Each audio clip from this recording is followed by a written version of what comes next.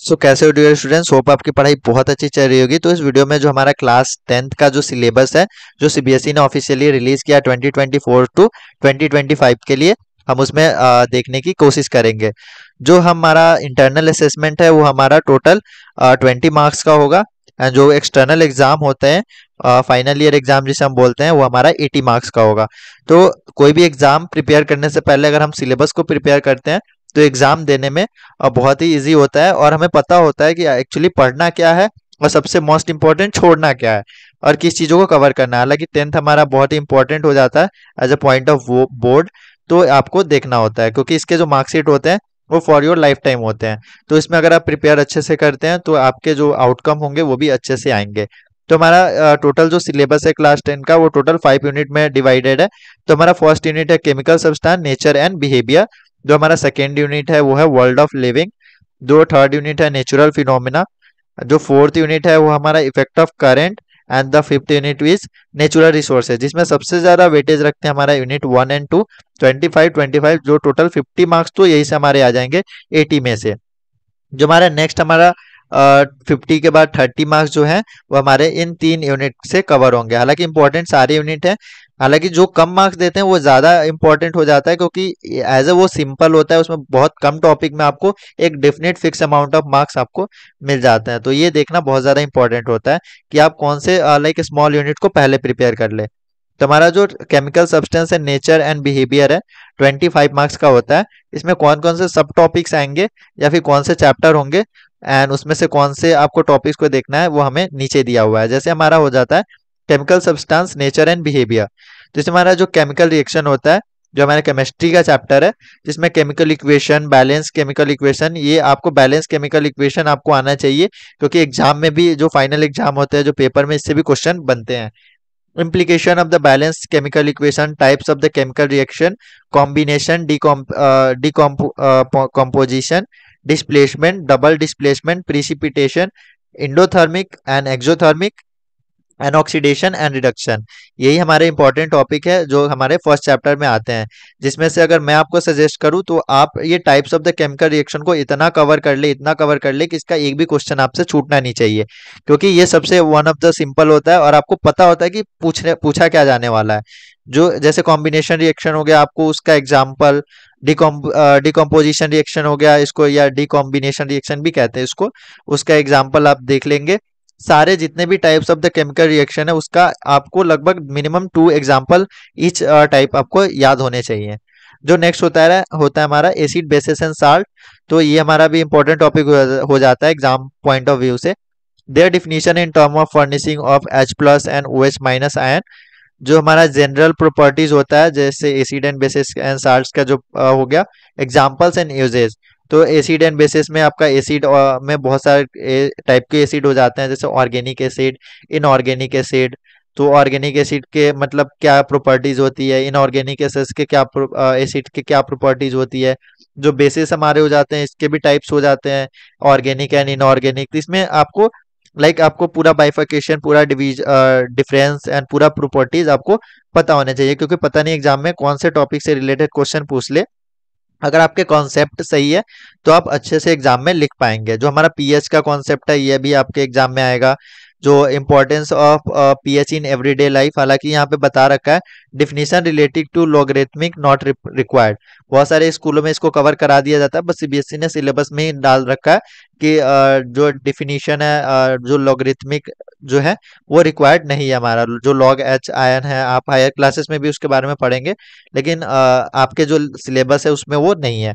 Importance of pH in everyday life, preparation and the use of the sodium hydroxide, bleaching powder, baking soda, washing soda and plaster of Paris। इन सबको आपको chemical जो name है and use है, preparation है, ये आपको पता होने चाहिए। हालांकि सिलेबस में ये लिख रखा है प्रिपरेशन एंड यूज। आपको इन सब के प्रिपरेशन कैसे उसको प्रिपेयर करते हैं एंड कैसे उसका यूज है, हालांकि वो एक दो रिएक्शन ही होता है, आपको उसको याद कर लेना चाहिए। जो मेटल एंड नॉन मेटल हमारा चैप्टर है, इसमें properties of metal and non metal, हालांकि ये छोटा चैप्टर है, जो आपको बेसिक, आपको अगर इसमें क्लियर है तो आपको ये कवर हो जाएगा। इसमें कोरोजन एंड इट्स प्रिवेंशन से भी क्वेश्चन आपके फाइनल में आते हैं। तो नेक्स्ट हो जाता है हमारा कार्बन कंपाउंड, तो कार्बन कंपाउंड हालांकि ये आगे चल के बहुत बड़ा चैप्टर बनेगा एक, हालांकि ऑर्गेनिक एंड इनऑर्गेनिक में जब केमिस्ट्री बटेगी क्लास 11 12 में, तो आपको ये पूरा एक एज अ बुक ही देखने को मिलेगा।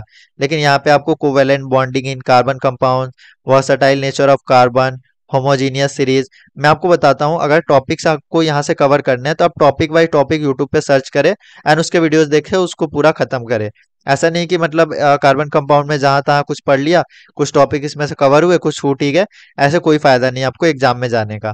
जैसे आपको फंक्शनल ग्रुप होते हैं जैसे halogen, alcohol, ketones, aldehyde, alkane and alkynes, तो इसमें से आपको सबके लगभग 2 3 एग्जाम्पल आपको पता होने चाहिए, या फिर कुछ स्पेसिफिक कंपाउंड होते हैं वो आपको पता होने चाहिए ताकि आप एग्जाम में लिख पाए। जैसे कि हमारा हो जाता है सिट्रिक एसिड वगैरह, इन सब के आपको चीजें पता होनी चाहिए। Difference between saturated hydrocarbon and unsaturated hydrocarbon, इसके एडवांटेजेस डिसएडवांटेजेस भी आपको देख लेने चाहिए। Chemical properties of the carbon compound, combustion, oxidation, addition and substitution reaction, हमारा ये भी इंपॉर्टेंट हो जाता है। जैसे इथेनॉल, इथेनोइक एसिड, ये जैसे मैंने बोला ये अल्कोहल में आते हैं, एंड कार्बोजाइलिक एसिड के ये कुछ स्पेसिफिक कंपाउंड्स हैं। ओनली प्रॉपर्टीज एंड यूज आपको देखने हैं इसमें। सोप्स का जो भी कैसे क्या केमिकल फार्मूला होता है, क्या यूज होता है, कैसे वो बनता है, एंड कैसे वर्किंग प्रिंसिपल होता है उनका डिटर्जेंट का, वो आपको कवर करना है।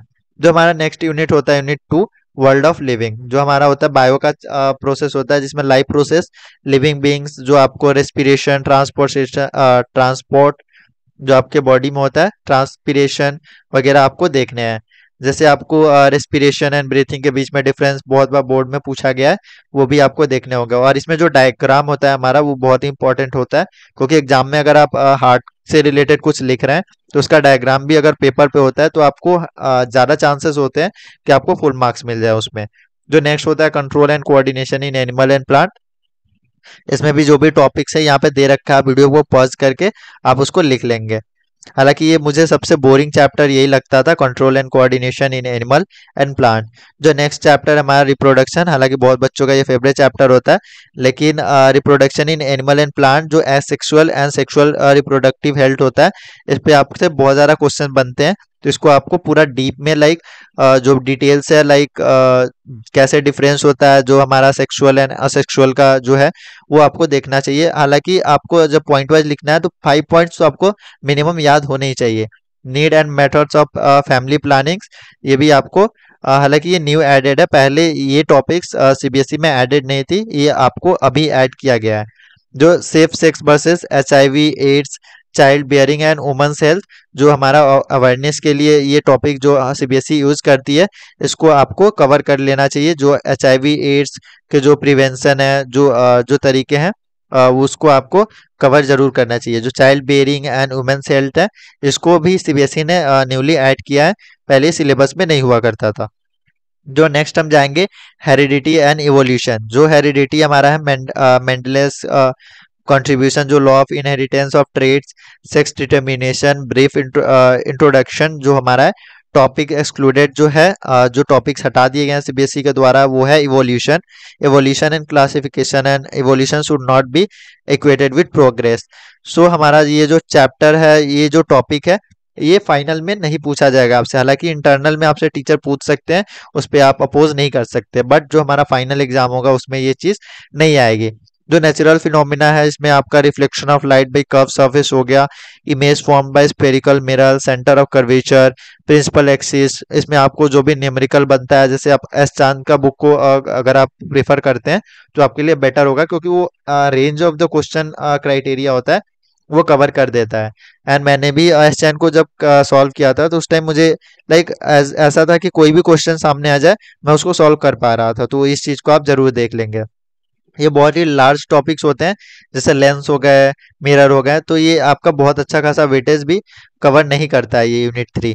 तो लेकिन फिर भी आपको देखना चाहिए कि आपको एक या दो चैप्टर से आपको उतना मार्क्स मिल जा रहे हैं, तो बहुत अच्छा है वो। तो reflection of light through a prism, ये सब भी आपको, डिस्पर्सन ऑफ लाइट, जो स्कैटरिंग ऑफ लाइट, इसमें जो क्वेश्चन आते हैं, why the colour of the sky and blue, ये चीजों को हटा दिया गया सिलेबस से। Excluding colour of the sun at the sunrise and sunset, ये हटाया गया, but the colour of sky, ये स्कैटरिंग ऑफ लाइट की वजह से होता है, तो इस टॉपिक को आप कवर जरूर कर लेंगे।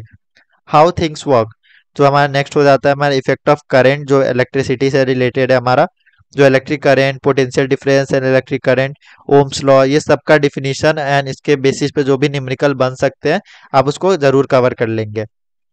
एंड जो आपका सीरीज ऑफ रजिस्टर, इससे बहुत ज़्यादा क्वेश्चन बनते हैं सीबीएसई में, तो ये भी आप देख लेंगे। जो मैग्नेटिक इफेक्ट ऑफ करंट है, जो आपका मैग्नेटिक फील्ड है, field line, field due to the current carrying conductor, वो and the field due to the current carrying coil and solenoid. So ये अगर आपको टॉपिक कवर करना है तो मैं आपको सजेस्ट करूंगा, अलग सर का वीडियोस जो है यूट्यूब पे पड़े हुए हैं, उनने ना बहुत अच्छा एक्सप्लेन करा है इस चीज़ को। तो एज अ बेसिक आपको ये पहला टॉपिक मिला है। आप क्लास 8 तक तो ये नहीं था, बट आपको जब ये टॉपिक मिल रहा है तो आप उसको अच्छे से कवर करने की जो कोशिश करेंगे तो बहुत अच्छे से आपको समझ में भी आ जाएगा। जो नेक्स्ट है हमारा नेचुरल रिसोर्सेज, जो लाइक आवर इन्वायरमेंट के बेसिस पे होता है, जिसमें ecosystem, environmental problem, ozone depletion, waste production and their solution, biodegradable and non biodegradable के बीच का जो डिफरेंस है वो आपको देखना है। एंड जो नोट फॉर द टीचर है, जैसे कुछ चैप्टर्स होते हैं हर साल सीबीएसई वो उसको एग्जाम में कंक्लूड नहीं करती है, तो इस बार जो chapter management of natural resources, जो चैप्टर 16 है, वो आपके एग्जाम में नहीं आएगा।